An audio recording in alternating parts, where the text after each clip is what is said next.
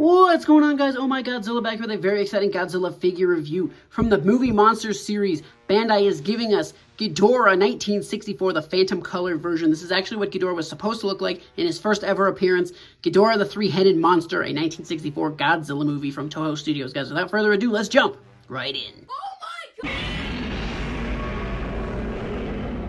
Taking a quick peek at this figure's tag, you can actually see the original intended kind of color palettes for this Ghidorah's wings. They are not actually the colors that you see here, but you can kind of see the segments here.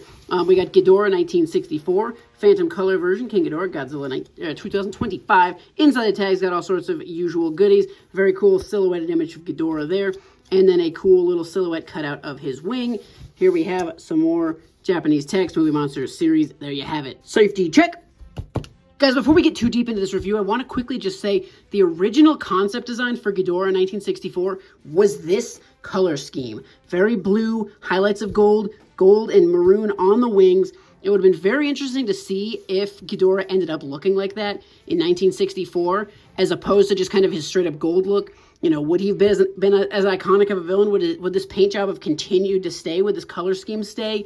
Would this have translated into his other appearances, like in the animated series, and especially the Monsterverse? I'm very curious kind of just see what that would look like. I bet somebody's already done it, but I'd love to see the Monsterverse Ghidorah with this color scheme. That could be very, very cool. But I just wanted to kind of get that out of the way. The original color scheme is this look for Ghidorah. I'm not sure why they decided to call him the Phantom Color version. Maybe the Phantom, because we never got to see them. We never got to see him in real life. But this was originally Ghidorah's inspired look. So for starters, we're going to go ahead and start with kind of paint detail. We have seen this exact sculpt before.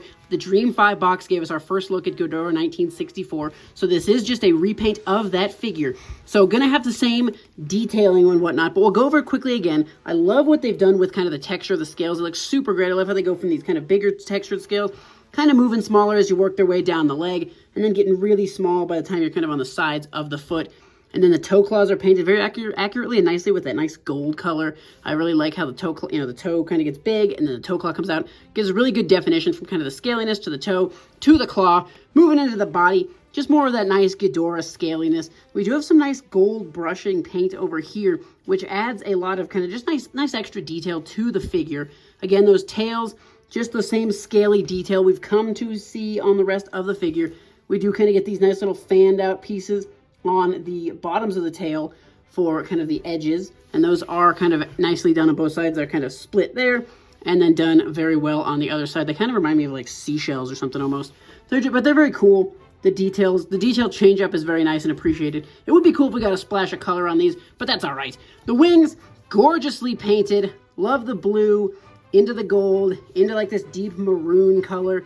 The cuts are very, sharp. It'd be interesting to see. I know that it probably wouldn't be quite as accurate, but it'd be interesting to see if they kind of blended a little more blue into gold, and then the gold into the maroon, as opposed to kind of those hard color cutoffs. But that's all right.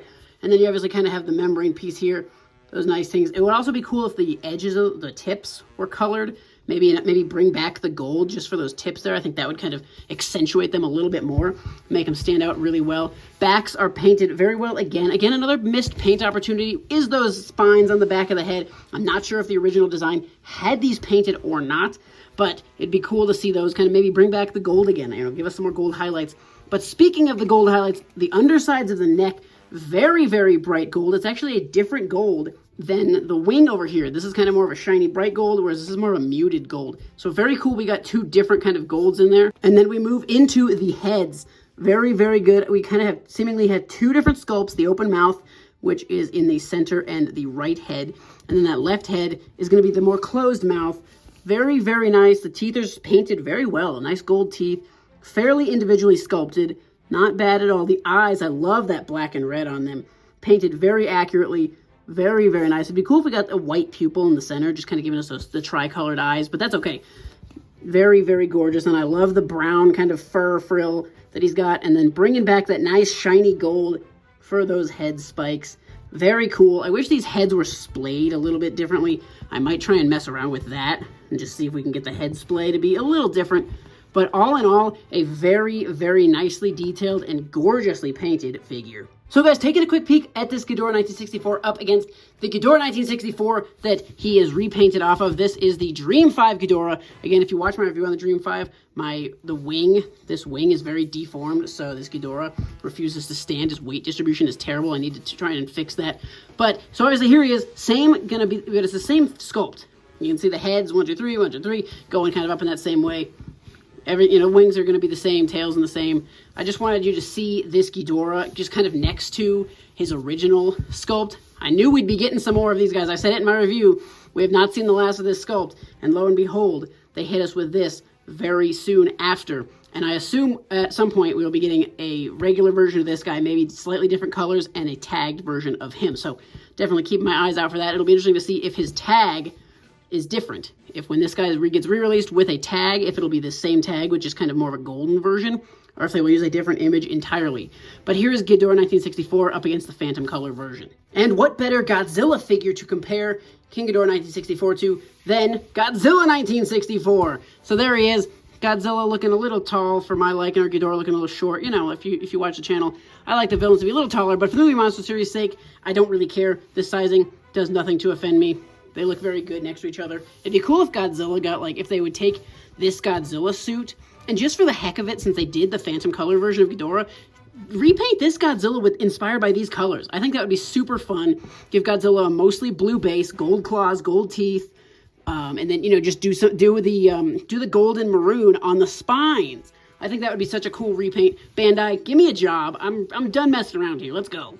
Just wanted to show this figure off up against a couple other versions of King Ghidorah. This is 2023 Movie Monster Series 1991 Ghidorah. One of my favorite Ghidorahs that we've seen to date. I just love the colors. I love the 3 different head sculpts. I think this is one of Bandai's best for Ghidorah. Just wanted to kind of show them side by side. The 64 is going to stand significantly taller. And then there's a very big wingspan on the 91. And the last Ghidorah I wanted to show off is the 2024 Movie Monster Series GMK Ghidorah. Very, very short version of Ghidorah here, as I think he is supposed to be in the film. So definitely towered over by the 64. But he does have a very big wingspan. Again, this is another Ghidorah I need to kind of mess with the wing on. Because look at that, that's weird. But another Ghidorah sizing for you. So ladies and gentlemen, this has been the Bandai Movie Monsters Series King Ghidorah 1964 Phantom Color version, original color scheme for Ghidorah. Guys, what do we think of this figure? Let me know in the comment section below. I'm definitely a huge fan of it. I think ultimately I am glad that Ghidorah did not receive this paint job for, this color scheme in his movie appearances. I think it's better left for just kind of a very cool, unique couple of figures. I think there's an X Plus with this similar color design. But very glad to have this figure on the shelf. Definitely going to be another one of those eye-grabbing figures. So I'm definitely glad Bandai went ahead and did it. And again, I'm going to back my statement. Take that Godzilla 1964 figure and repaint it with this color scheme. I think it would be epic. Let me know if you think that's a good idea in the comment section below as well, guys. Thank you so much for watching. Stay tuned for more, and we'll see you in the next one.